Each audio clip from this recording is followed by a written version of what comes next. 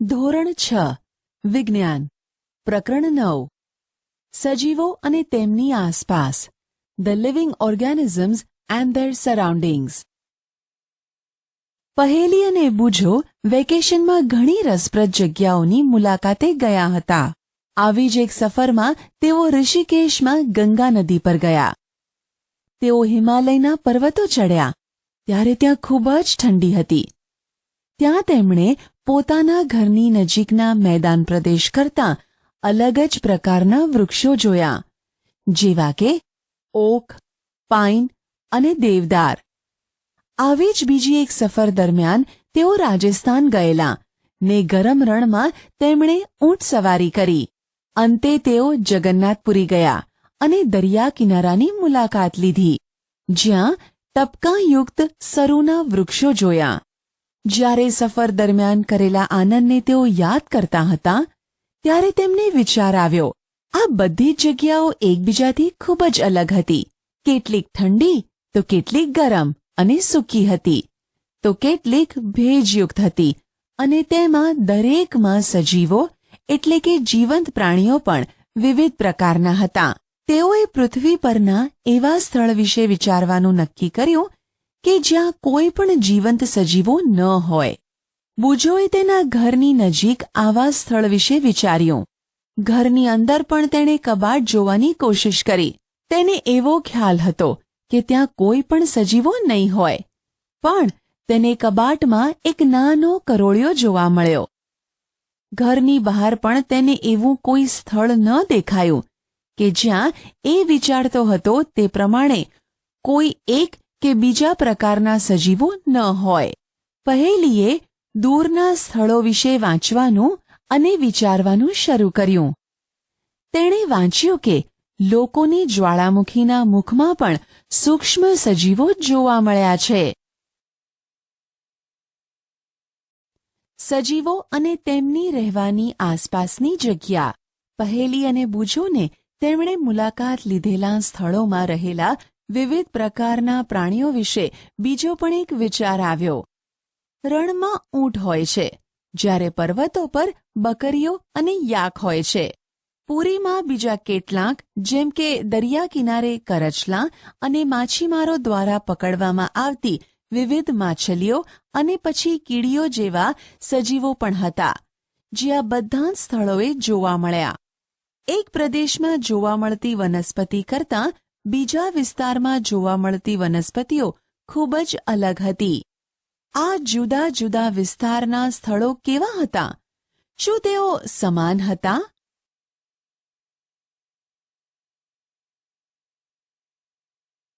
પ્રવૃત્તિ 1. ચાલો જંગલથી શરૂઆત કરીએ. ત્યાં જોવા મળતી વનસ્પતિ, પ્રાણીઓ અને વસ્તુઓ વિશે વિચારો. કોષ્ટક 9.1ની કોલમ 1માં તેની યાદી તૈયાર કરો. કોષ્ટકમાં દર્શાવેલા અન્ય વિસ્તારોમાં જોવા મળતી વસ્તુઓ, પ્રાણીઓ અને વનસ્પતિઓની યાદી કરો. કોષ્ટક 9.1ને ભરવા માટે આખા પ્રકરણમાં દર્શાવેલા જુદી જુદી જગ્યાએ જોવા મળતા ઉદાહરણો એકઠાં કરી શકો. તમારા મિત્રો, માતાપિતા અને શિક્ષકો સાથે વધુ ઉદાહરણો વિશે ચર્ચા કરો. તમે વિવિધ વિસ્તારના પ્રાણીઓ, વનસ્પતિઓ તથા ખનિજ તત્વો વિશે પુસ્તકાલયમાંથી ઘણા રસપ્રદ પુસ્તકો મેળવી શકો છો. કોષ્ટકની દરેક કોલમમાં નાની મોટી ઘણી વનસ્પતિઓ, પ્રાણીઓ અને વસ્તુઓ સમાવવાની કોશિશ કરો. જે પ્રાણીઓ કે વનસ્પતિ ન હોય તેવી કયા પ્રકારની વસ્તુઓ આપણે મેળવી શકીશું? કદાચ વનસ્પતિના ભાગ સમાન સૂકા પાંદડા કે પ્રાણીઓના ભાગ સમાન અસ્થિઓ પણ હોય. આપણને વિવિધ પ્રકારની માટી અને કાંકરા પણ મળી શકે. પ્રકરણ 5માં ચર્ચા કર્યા મુજબ દરિયાના પાણીમાં પણ દ્રાવ્ય ક્ષારો હોય છે. તેમાં બીજા પદાર્થો પણ હોઈ શકે છે. જેમ જેમ પ્રકરણમાં આગળ વધીએ તેમ તેમ કોષ્ટક 9.1માં નવા ઉદાહરણો ઉમેરતા જાઓ. જેમ જેમ આપણે વિવિધ રસપ્રદ સ્થળોની મુલાકાત લઈશું, તેમ તેમ કોષ્ટક વિશે ચર્ચા કરીશું.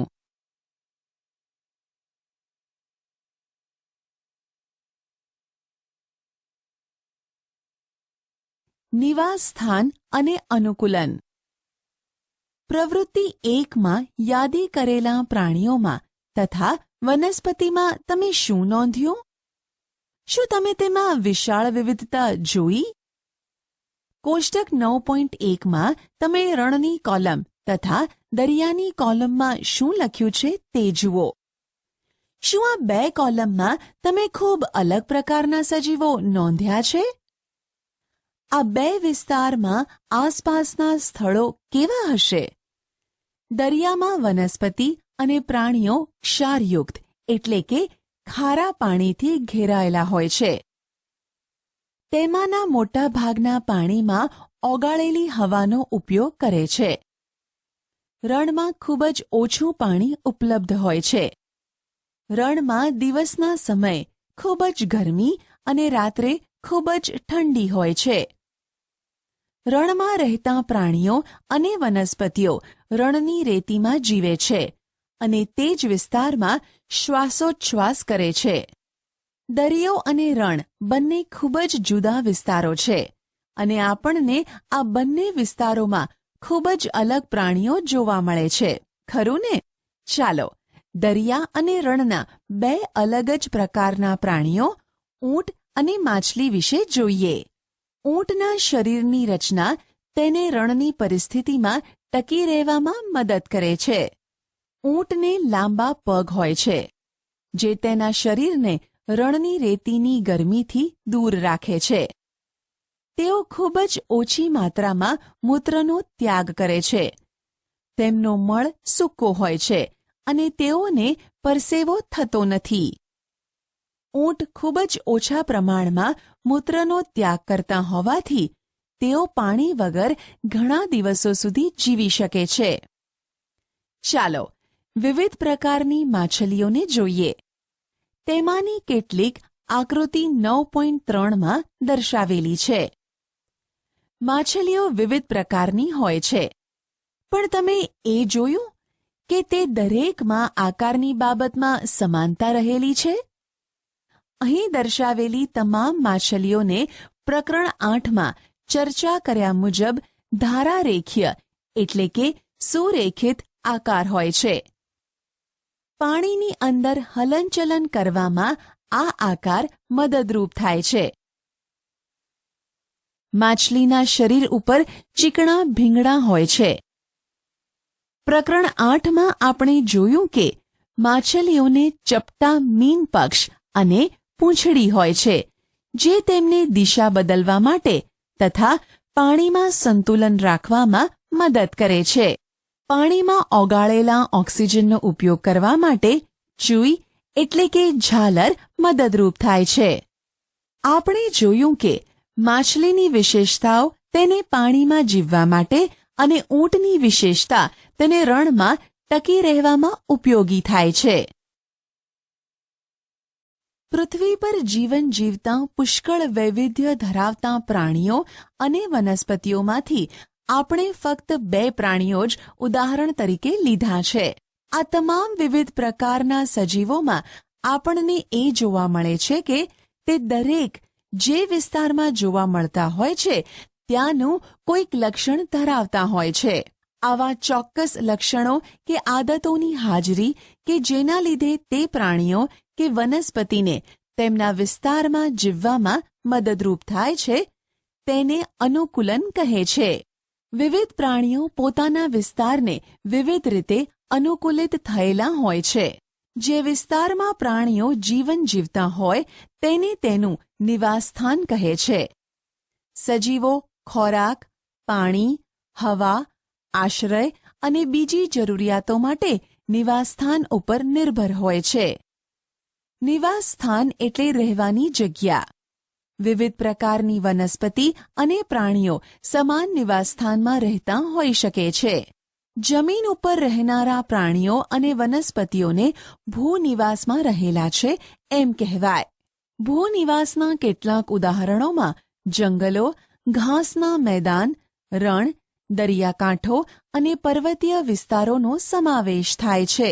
બીજી બાજુ વનસ્પતિ અને પ્રાણીઓ કે જે પાણીમાં જીવન જીવે છે તેને જલીય નિવાસસ્થાન કહે છે. તળાવ, કળનળ, દલદલ, સરોવર, નદી અને સમુદ્ર એ જલીય નિવાસસ્થાનના ઉદાહરણો છે. દુનિયાના જુદા જુદા ભાગોમાં આવેલા જંગલો, ઘાસના મેદાન, રણ, દરિયાકાંઠાના વિસ્તાર તથા પર્વતોમાં પુષ્કળ વિવિધતા રહેલી હોય છે. જલીય નિવાસસ્થાન માટે પણ આ બાબત સાચી છે. અમુક એવા ફેરફારો છે કે જે સજીવોમાં તેની આસપાસના વિસ્તારમાં થતા બદલાવને અનુકૂળ થવા માટે થોડાક સમય માટે થતાં જોવા મળે છે. ઉદાહરણ તરીકે, જો આપણે મેદાની વિસ્તારમાં રહેતા હોઈએ અને અચાનક જ ઊંચા પર્વતીય પ્રદેશમાં રહેવા જઈએ તો થોડા દિવસ માટે શ્વાસ લેવામાં તથા શારીરિક કસરતો કરવામાં તકલીફ પડી શકે છે. જ્યારે ઊંચા પર્વતો પર હોઈએ ત્યારે આપણે ઝડપથી શ્વાસ લેવા પડે છે. થોડા દિવસ પછી ઊંચા પર્વતોની બદલાયેલી પરિસ્થિતિ મુજબ આપણું શરીર ગોઠવાઈ જાય છે.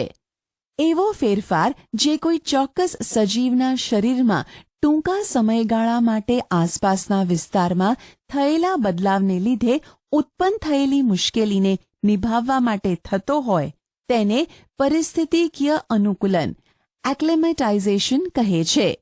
હજારો વર્ષો પછી થતાં અનુકૂલન કરતાં આ ફેરફારો જુદા હોય છે. નિવાસસ્થાનમાં રહેતી વનસ્પતિ કે પ્રાણીઓ એ તેના જૈવિક ઘટકો છે. નિવાસસ્થાનમાં જોવા મળતી નિર્જીવ વસ્તુઓ જેવી કે ખડકો, ભૂમિ, હવા અને પાણી ત્યાંના અજૈવિક ઘટકો છે. સૂર્યપ્રકાશ અને ગરમીનો પણ નિવાસસ્થાનના અજૈવિક ઘટકમાં સમાવેશ થાય છે. આપણે જાણીએ છીએ કે અમુક વનસ્પતિઓ બીજમાંથી ઉગે છે. ચાલો કેટલાક બીજ કે જેમાંથી છોડ તૈયાર થાય છે તેના પર કેટલાક અજૈવિક ઘટકો તથા તેની અસરો જોઈએ. પ્રવૃત્તિ 2. પ્રકરણ 1માં કરેલી પ્રવૃત્તિ કે જેમાં આપણે મગ અને ચણાને ફણગાવ્યા હતા તેને યાદ કરો. જ્યારે બીજમાંથી ફણગો ફૂટે છે ત્યારે તે અંકુરિત થાય છે. તે બીજમાંથી નવા છોડની શરૂઆત થાય છે. થોડાક સૂકા મગના બીજ લો. મગની નાની ઢગલીને બાજુએ રાખો અને બાકીના મગને એક દિવસ માટે પાણીમાં ભીંજવો. ભીંજવેલા બીજને 4 ભાગમાં વહેંચો. તેમાંથી એક ભાગને 3 થી 4 દિવસ સુધી પાણીમાં ડુબાડી રાખો. સૂકા બીજને તથા પાણીમાં ડુબાડેલા બીજને ખલેલ ન પહોંચાડો. ભીંજવેલા બીજના એક ભાગને હવા ઉજાસવાળા રૂમમાં તથા બીજા ભાગને સંપૂર્ણ અંધારું ધરાવતા ભાગમાં જેમ કે કબાટમાં રાખો કે જ્યાં જરાય પણ પ્રકાશ અંદર ન આવે. છેલ્લા ભાગને એકદમ ઠંડક ધરાવતી જગ્યાએ જેમ કે રેફ્રિજરેટર કે આજુબાજુ બરફ હોય ત્યાં રાખો. આ ત્રણેય ભાગોને અંકુરિત થવા માટે તેને રોજ ધોઈ અને પાણી નિતારીને મૂકો. થોડા દિવસ પછી તમે શું નોંધ્યું? શું 5 ભાગના બીજ સમાન રીતે અંકુરિત થાય છે? શું આમાંથી કોઈ પણ બીજ ધીમા અંકુરિત થતા હોય કે જરા પણ અંકુરિત ન થયા હોય તેવા છે?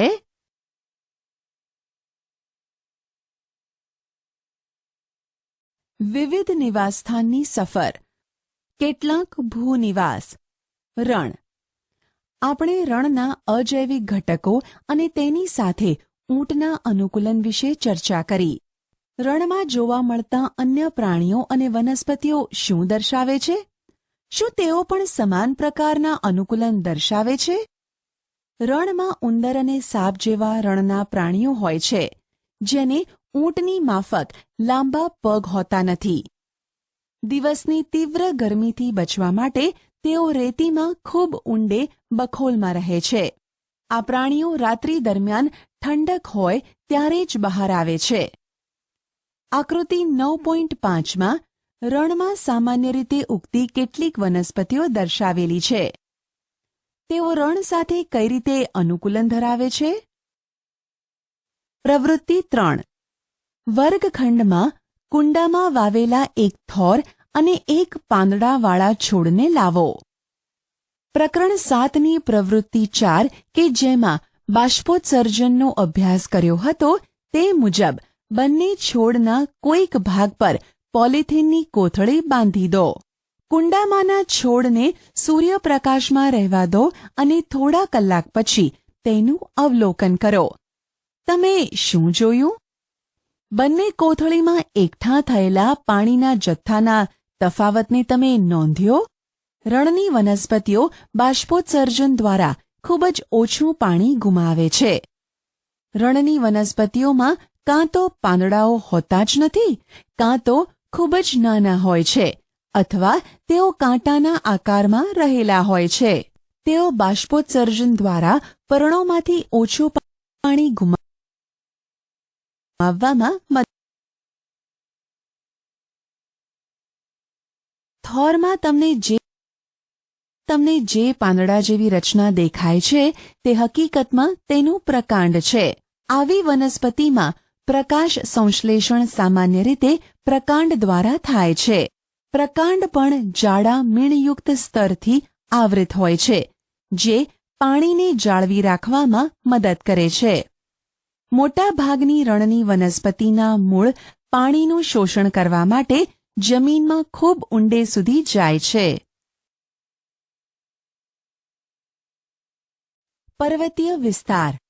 આ નિવાસસ્થાનો સામાન્ય રીતે ખૂબ જ ઠંડા અને પવનથી ભરપૂર હોય છે. કેટલાક વિસ્તારોમાં તો શિયાળામાં બરફવર્ષા પણ થાય છે. પર્વતીય વિસ્તારોમાં બહુ મોટી માત્રામાં વિવિધતા ધરાવતી વનસ્પતિઓ અને પ્રાણીઓ હોય છે. શું તમે આકૃતિ 9.6માં દર્શાવ્યા છે તેવા પ્રકારના વૃક્ષો જોયા છે? જો તમે પર્વતીય વિસ્તારમાં રહેતા હોય કે તેવા વિસ્તારની મુલાકાત લીધી હોય તો તમે આ પ્રકારના પુષ્કળ વૃક્ષો જોયા હશે.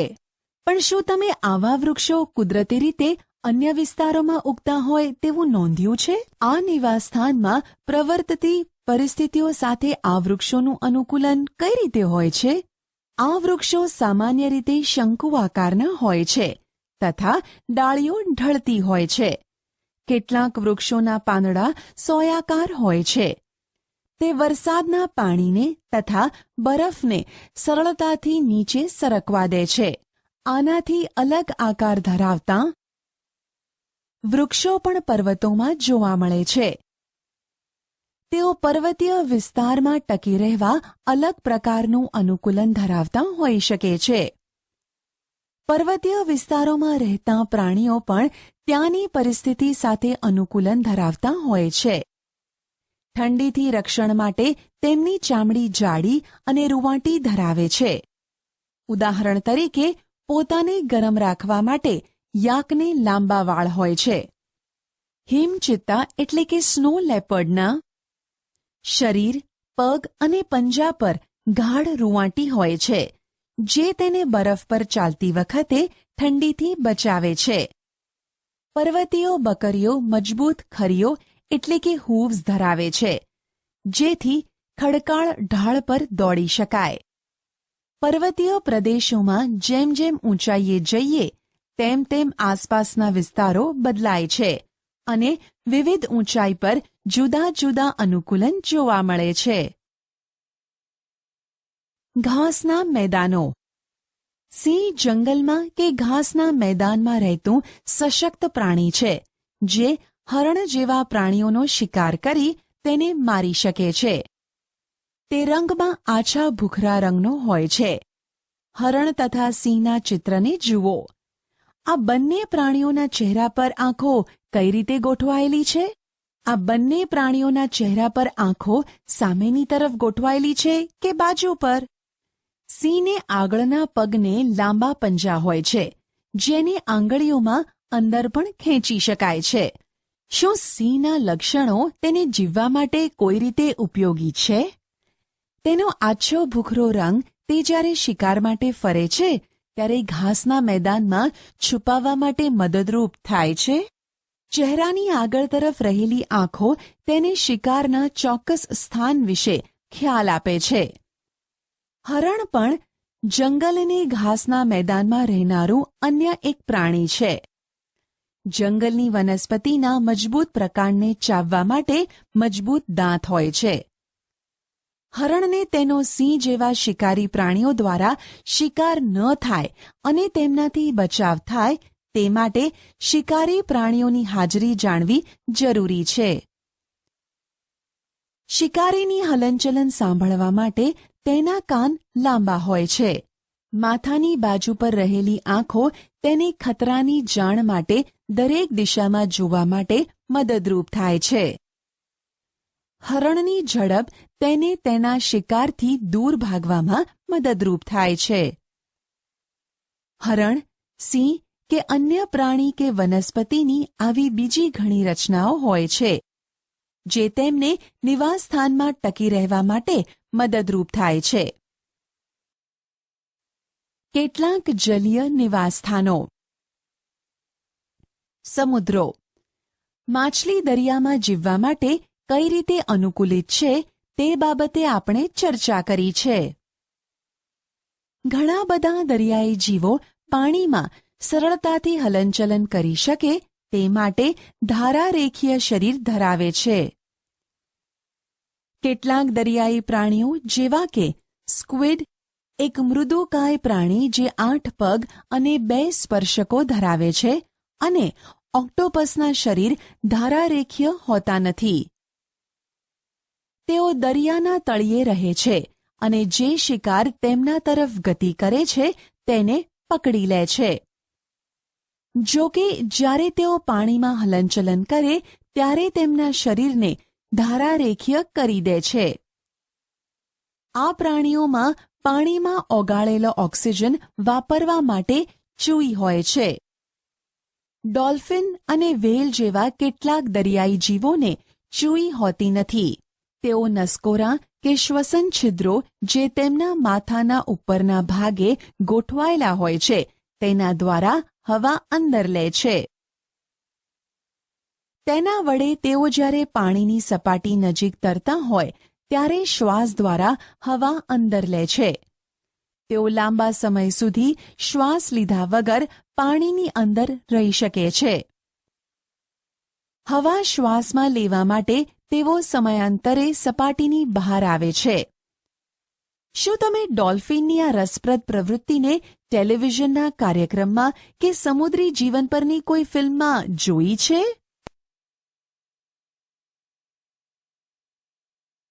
તળાવો અને સરોવરો. શું તમે ક્યારેય તળાવ, સરોવર, નદી કે નાળામાં પણ વનસ્પતિને ઉગેલી જોઈ છે? જો શક્ય હોય તો નજીકના તળાવની મુલાકાત પર જાઓ અને તેમાં જોવા મળતી વનસ્પતિના પ્રકારો દોરવાની કોશિશ કરો. આ વનસ્પતિના મૂળ, પ્રકાંડ અને પર્ણો કઈ રીતે ગોઠવાયેલા છે? કેટલીક વનસ્પતિઓના મૂળ પાણીની નીચેની માટીમાં ચોંટેલા હોય છે. ભૂનિવાસીય વનસ્પતિમાં જમીનમાંથી પાણી અને પોષક દ્રવ્યો મેળવવામાં મૂળ અગત્યનો ભાગ ભજવે છે.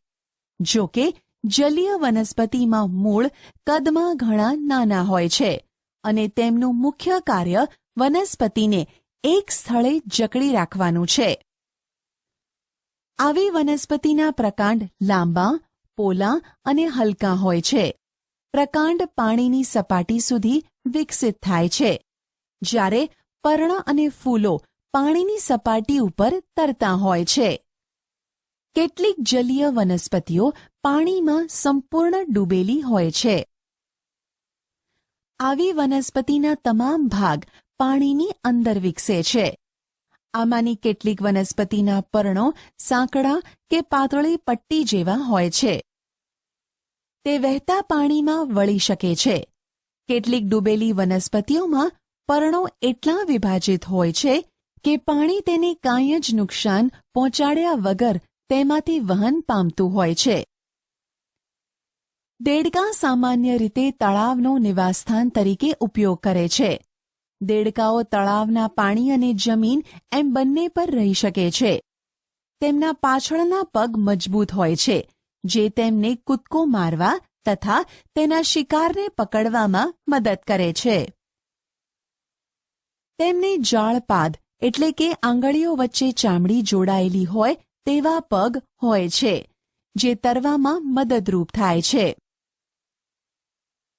જુદા જુદા રહેઠાણમાં રહેતા પ્રાણીઓ અને વનસ્પતિઓની વિશાળ વિવિધતાની સરખામણીએ આપણે ખૂબ થોડા જાણીતા પ્રાણી અને વનસ્પતિઓની ચર્ચા કરી.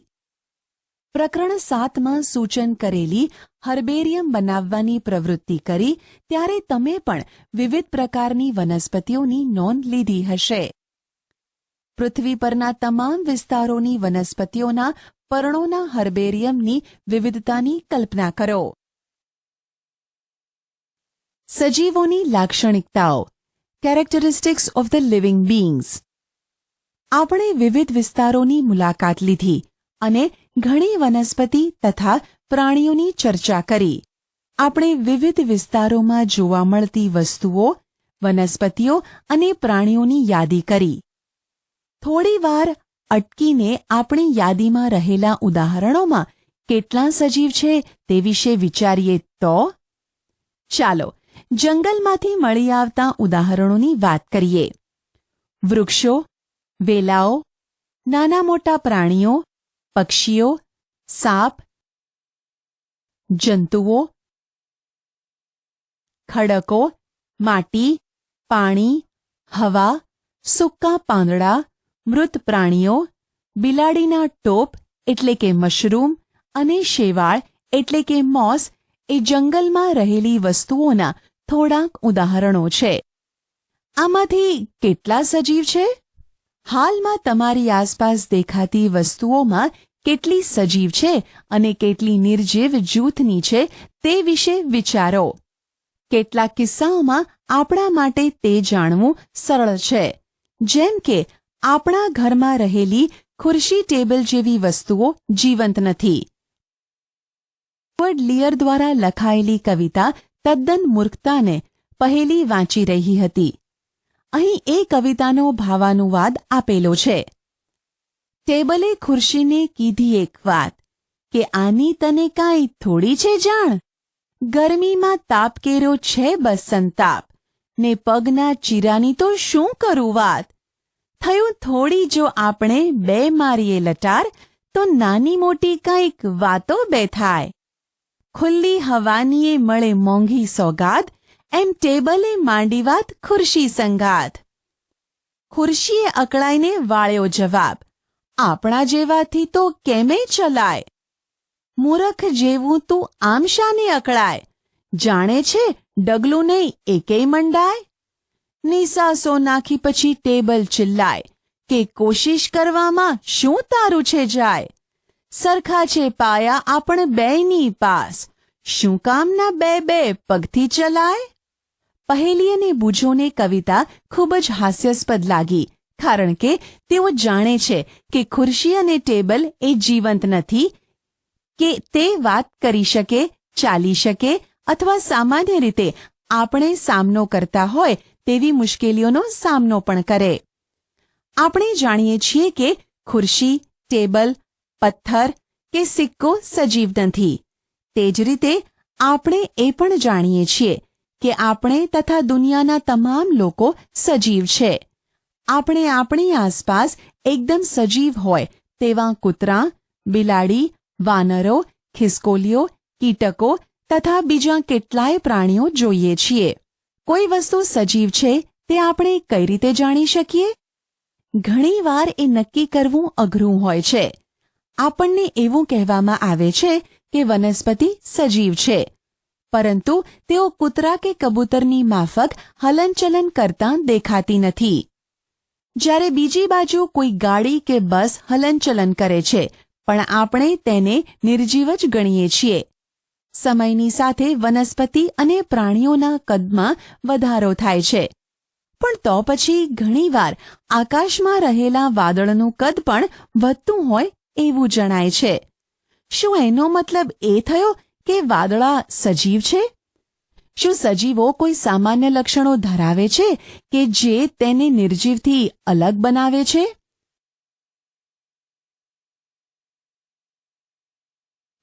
તમે પોતે સજીવ હોવાનું એક અદ્ભુત ઉદાહરણ છો. તમારામાં એવું કયું લક્ષણ છે કે જે તમને નિર્જીવથી જુદા તારવે છે? તમારી નોંધપોથીમાં આવા કેટલાક લક્ષણોની યાદી બનાવો. તમારી યાદી જુઓ તથા વનસ્પતિઓ અને પ્રાણીઓમાં પણ જોવા મળતા આ યાદીમાંના લક્ષણોને તેની સાથે સરખાવો. આમાંના કેટલાક લક્ષણો કદાચ બધા જ સજીવોમાં સામાન્ય રીતે જોવા મળે છે. શું બધા જ સજીવોને ખોરાકની જરૂર હોય છે? કે બધા જ સજીવોને ખોરાકની જરૂરિયાત હોય છે અને તે આપણા માટે અને પ્રાણીઓ માટે કેટલું જરૂરી હોય છે? આપણે એ પણ શીખ્યા કે વનસ્પતિ પોતાનો ખોરાક પ્રકાશ સંશ્લેષણની ક્રિયા દ્વારા જાતે જ બનાવે છે. પ્રાણીઓ પોતાના ખોરાક માટે વનસ્પતિ અને પ્રાણીઓ ઉપર નિર્ભર હોય છે. ખોરાક દ્વારા સજીવોને વિકાસ થવા માટેની ઊર્જા મળે છે. સજીવોને આ ઊર્જાની જરૂરિયાત તેમની અંદર ચાલતી જૈવિક ક્રિયાઓ માટે પણ પડે છે. શું બધા જ સજીવો વિકાસ દર્શાવે છે? શું 4 વર્ષ પહેલાં તમારી પાસે જે કપડાં હતા તે તમને હજુ પણ ફિટિંગમાં આવે છે?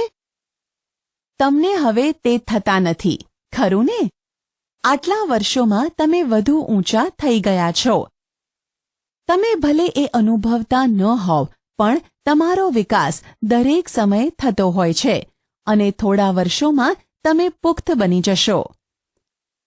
પ્રાણીઓના બચ્ચા પણ પુખ્ત બને છે. તમે કૂતરાના ગલુડિયાને પુખ્ત થતાં જોયા જ હશે.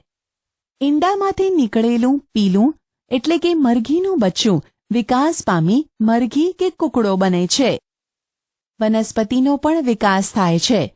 તમારી આજુબાજુ જુઓ અને ચોક્કસ પ્રકારની વનસ્પતિનું અવલોકન કરો. કેટલીક ખૂબ જ નાની અને બાળછોડ જેવી છે, જ્યારે કેટલીક વિકસિત છે. તેઓ દરેક વિકાસના વિવિધ તબક્કામાં હોઈ શકે છે.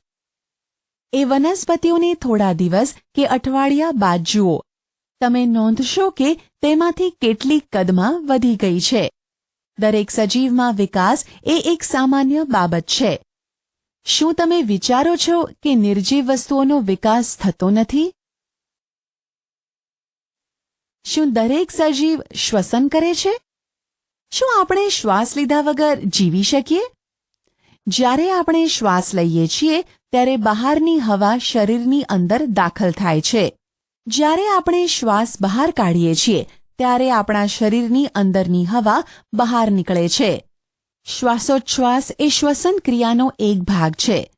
શ્વસનમાં આપણે શ્વાસમાં લીધેલા હવામાંના થોડાક ઓક્સિજનનો ઉપયોગ આપણું શરીર કરે છે. આ પ્રક્રિયામાં ઉત્પન્ન થયેલો કાર્બન ડાયોક્સાઇડ આપણે બહાર કાઢીએ છીએ. ગાય, ભેંસ, કૂતરા કે બિલાડીમાંથી થતી શ્વસનની પ્રક્રિયા મનુષ્યોમાં થતી પ્રક્રિયા જેવી જ હોય છે. આવા પ્રાણીઓ આરામ કરતા હોય ત્યારે તેમાંથી કોઈ એકનું અવલોકન કરો અને તેમના પેટના હલનચલનને નોંધો. આ ધીમું હલનચલન દર્શાવે છે કે તેઓ શ્વાસ લઈ રહ્યા છે. દરેક સજીવ માટે શ્વસન જરૂરી છે. શરીરે લીધેલા ખોરાકમાંથી અંતે શ્વસનને લીધે જ ઊર્જા મળે છે. વાત વિનિમય એટલે કે વાયુઓની આપ-લેની પ્રક્રિયા કે જે શ્વસનનો જ એક ભાગ છે તેની પદ્ધતિ કેટલાક પ્રાણીઓમાં જુદી હોઈ શકે છે. ઉદાહરણ તરીકે અળસિયા તેમની ચામડી દ્વારા શ્વસન કરે છે. આપણે શીખ્યા તે મુજબ માછલીઓ ચૂઈ વડે પાણીમાં ઓગળેલા ઓક્સિજનનો ઉપયોગ કરે છે. પાણીમાં ઓગળેલી હવાના ઓક્સિજનનું શોષણ ચૂઈ કરે છે. શું વનસ્પતિઓ પણ શ્વસન કરે છે? વનસ્પતિમાં સામાન્ય રીતે પર્ણો દ્વારા વાત વિનિમય થાય છે. પર્ણ તેમાં રહેલા સૂક્ષ્મ છિદ્રો દ્વારા હવા અંદર લે છે અને ઓક્સિજનનો ઉપયોગ કરે છે. તેઓ હવામાં કાર્બન ડાયોક્સાઇડ બહાર કાઢે છે. આપણે શીખ્યા છીએ કે સૂર્યપ્રકાશની હાજરીમાં વનસ્પતિ હવામાંના કાર્બન ડાયોક્સાઇડનો ઉપયોગ કરીને તેનો ખોરાક બનાવે છે અને ઓક્સિજન બહાર કાઢે છે. વનસ્પતિ તેમનો ખોરાક ફક્ત દિવસના સમયે બનાવે છે, જ્યારે તેમનામાં દિવસ-રાત શ્વસન થાય છે. વનસ્પતિ દ્વારા ખોરાક બનાવવાની પ્રક્રિયા દરમિયાન મુક્ત થતા ઓક્સિજનનું પ્રમાણ શ્વસન ક્રિયામાં વપરાતા ઓક્સિજન કરતાં વધુ હોય છે. શું દરેક સજીવ ઉત્તેજનાને પ્રતિચાર આપે છે? તમે ખુલ્લા પગે ચાલતા હોવ ત્યારે પગમાં તીક્ષ્ણ કાંટો ભોંકાય ત્યારે તમે કઈ રીતે પ્રતિભાવ આપો છો? જ્યારે તમે તમારી પસંદગીની કોઈ વાનગી જુઓ કે તેના વિશે વિચારો છો ત્યારે તમને કેવો અનુભવ થાય છે? તમે અચાનક અંધારી જગ્યામાંથી તીવ્ર સૂર્યપ્રકાશવાળા સ્થળે જાઓ છો તો શું થશે? હકીકતમાં આસપાસના તેજસ્વી પ્રકાશ સાથે અનુકૂળ ના થાય ત્યાં સુધી તમારી આંખો આપમેળે તે જ ઘડીએ બંધ થઈ જાય છે. તમારી પસંદગીની વાનગી, તીવ્ર પ્રકાશ અને કાંટો એ આમ તો આસપાસના વાતાવરણમાં બદલાવના ઉદાહરણો છે. આપણે બધા જ આવા બદલાવને તાત્કાલિક પ્રતિચાર આપીએ છીએ. આપણી આસપાસના એવા બદલાવ જે આપણને તેમના તરફ પ્રતિચાર આપવા પ્રેરે છે તેને ઉત્તેજના કહે છે. શું બીજા પ્રાણીઓ પણ ઉત્તેજનાનો પ્રતિચાર આપે છે? જ્યારે પ્રાણીઓને ખોરાક આપવામાં આવે ત્યારે તેમના વર્તનનું અવલોકન કરો.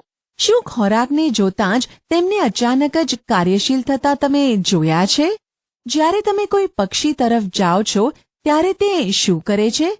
જ્યારે તેજસ્વી પ્રકાશને જંગલી પ્રાણીઓ પર ફેંકવામાં આવે છે ત્યારે તેઓ દૂર ભાગી જાય છે. તેવી જ રીતે જો રસોડાની લાઇટને રાત્રિ દરમિયાન ચાલુ કરવામાં આવે તો વંદાઓ તેમની છુપાવાની જગ્યાઓ તરફ ભાગવાનું શરૂ કરી દે છે. શું તમે પ્રાણીઓની ઉત્તેજના અંગે પ્રતિચાર આપવાના અન્ય કેટલાક ઉદાહરણો આપી શકશો?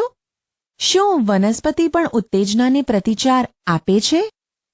કેટલીક વનસ્પતિના પુષ્પ માત્ર રાત્રે જ ખીલે છે. કેટલીક વનસ્પતિમાં સૂર્યાસ્ત થતાં પુષ્પ બંધ થઈ જાય છે. લજામણી જેવી કેટલીક વનસ્પતિના પર્ણને કોઈ અડકે ત્યારે પર્ણ બંધ થઈ જાય છે.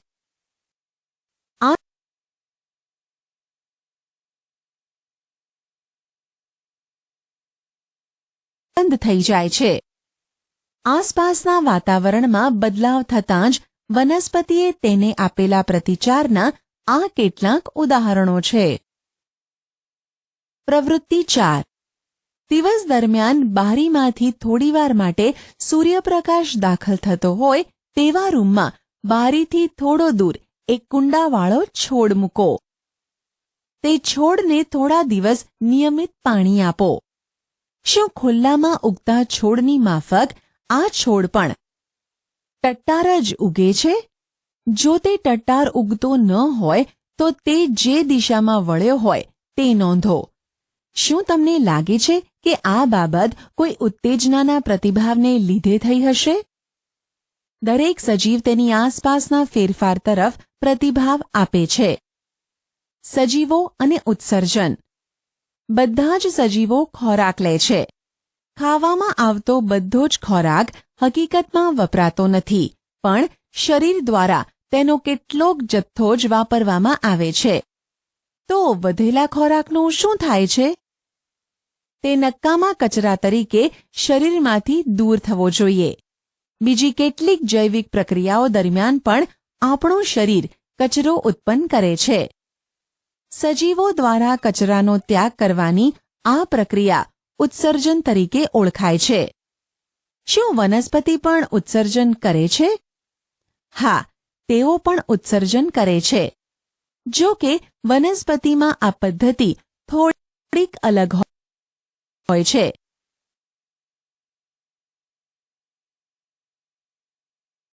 વનસ્પતિમાં પણ કેટલાક નુકસાનકારક અને ઝેરી દ્રવ્યો કચરા તરીકે ઉત્પન્ન થાય છે. કેટલીક વનસ્પતિઓમાં આ નક્કામાં કચરાનો સંગ્રહ વનસ્પતિના જ ભાગ તરીકે તથા વનસ્પતિને નુકસાન ન થાય તે રીતે શક્ય બને છે. કેટલીક વનસ્પતિઓ સ્ત્રાવ સ્વરૂપે નક્કામાં કચરાને દૂર કરે છે. તમામ સજીવોમાં સામાન્ય રીતે જોવા મળતું એક લક્ષણ ઉત્સર્જન છે. શું દરેક સજીવ તેમના જેવો જ સજીવ ઉત્પન્ન કરે છે? શું તમે ક્યારેય કબૂતર જેવા કોઈ પક્ષીઓના માળા જોયા છે? ઘણા પક્ષીઓ માળામાં તેમના ઈંડા મૂકે છે. કેટલાક ઈંડાનું સેવન થઈને તેમાંથી બચ્ચાં બહાર આવે છે. પ્રાણીઓ તેમના જેવો જ સજીવ ઉત્પન્ન કરે છે. પ્રજનનનો પ્રકાર કદાચ વિવિધ પ્રાણીઓમાં જુદો હોઈ શકે છે. કેટલાક પ્રાણીઓ તેમના બચ્ચાને ઈંડા દ્વારા ઉત્પન્ન કરે છે. કેટલાક પ્રાણીઓ બચ્ચાને જન્મ આપે છે. વનસ્પતિ પણ પ્રજનન કરે છે. પ્રાણીઓની જેમ વનસ્પતિઓ પ્રજનનની પદ્ધતિઓને લઈને જુદી પડે છે. ઘણી વનસ્પતિઓ બીજ દ્વારા પ્રજનન કરે છે. વનસ્પતિ બીજ ઉત્પન્ન કરે છે, જે અંકુરિત થઈ નવા છોડમાં વિકસિત થાય છે. કેટલીક વનસ્પતિઓ બીજ સિવાયના ભાગમાંથી પણ ફરી ઉત્પન્ન થઈ શકે છે, જેમ કે પ્રાંકુર સાથેનું બટાકું નવા છોડને ઉત્પન્ન કરી શકે છે. વનસ્પતિઓ કલમ દ્વારા પણ ઉત્પન્ન થાય છે. શું તમે જાતે આ રીતે છોડને ઉગાડવાનું પસંદ કરશો? પ્રવૃત્તિ 5. ગુલાબ કે મહેંદીના છોડની કોઈ કલમ એટલે કે ત્રાંસી કાપેલી ડાળી લો. તેને માટીમાં દબાવી નિયમિત પાણી આપો. થોડા દિવસ પછી તમે શું નોંધ્યું? કલમ વડે છોડ ઉગાડવા કદાચ સરળ નથી. જો તમારી કલમ ઉગે નહીં તો નિરાશ થશો નહીં. જો શક્ય હોય તો કલમને છોડ તરીકે વિકાસ કરવા માટે લેવામાં આવતી સંભાળ વિશે માળી સાથે વાત કરો.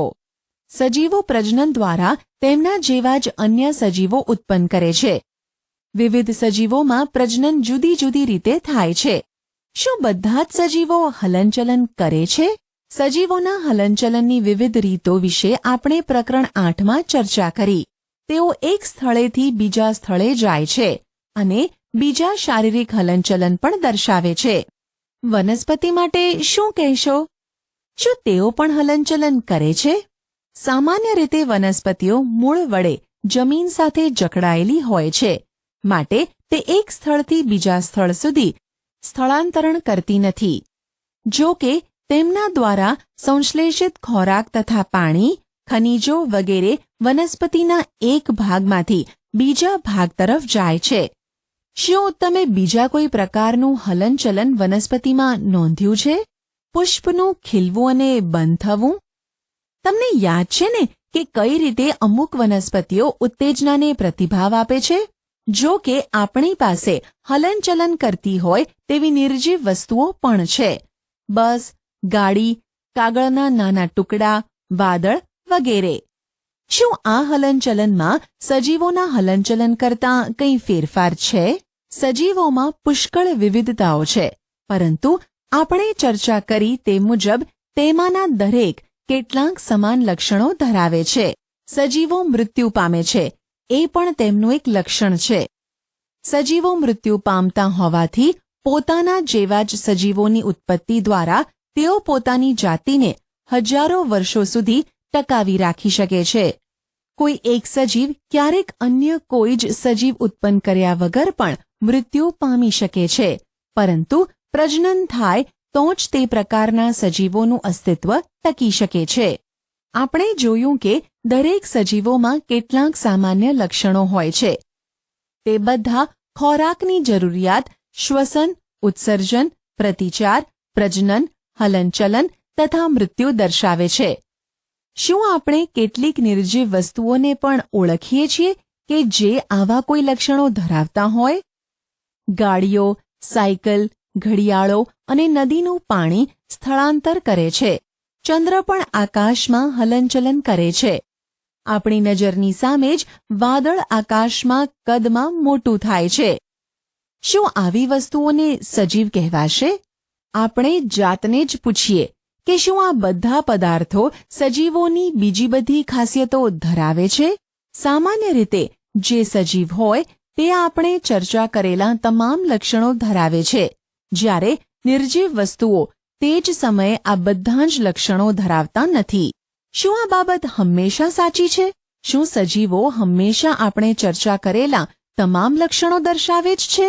શું નિર્જીવ વસ્તુઓ હંમેશા બધા જ લક્ષણો એકસાથે દર્શાવવાને બદલે તેમાંના થોડાક જ દર્શાવે છે? આ બાબતને વધુ સારી રીતે સમજવા માટે ચાલો એક ચોક્કસ ઉદાહરણ જોઈએ. કોઈ એક બીજ, દાખલા તરીકે મગ લો. શું તે જીવંત છે? તે મહિનાઓ સુધી દુકાનમાં પડ્યા રહે છે, તો પણ તે વિકાસ કે જીવંત હોવાનું કોઈ જ લક્ષણ દર્શાવતા નથી. જો કે આપણે તે જ બીજને લઈને માટીમાં વાવીએ, તેને પાણી આપીએ, તો તે સંપૂર્ણ છોડ તરીકે વિકાસ પામે છે. શું આ બીજ દુકાનમાં હતું ત્યારે તેને ખોરાકની જરૂર પડી?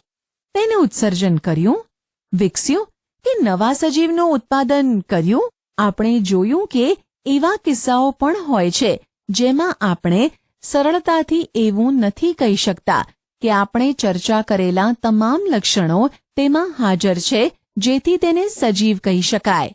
તો જીવન શું છે? ઘઉંના કોથળામાં તમારો હાથ છેક ઊંડે સુધી નાખો. શું અંદર તમને હૂંફાળું લાગ્યું? ઘઉંના કોથળાની અંદર થોડી ગરમી પેદા થાય છે. દાણાઓ શ્વસન કરે છે અને આ પ્રક્રિયા દરમિયાન તે થોડી ગરમીનો ત્યાગ કરે છે. આપણે જોયું કે બીજમાં અન્ય કોઈ જૈવિક પ્રક્રિયાઓ કાર્યરત ન હોય ત્યારે પણ શ્વસનની ક્રિયા થતી જોવા મળે છે. આપણા પ્રશ્ન તો પછી જીવન શું છે તેનો જવાબ આપવો સરળ નથી.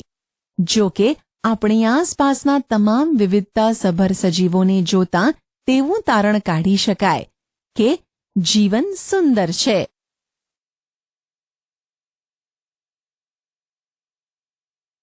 આશા છે કે તમને આ ઈ લર્નિંગ મોડ્યુલમાં મજા આવી હશે. આભાર.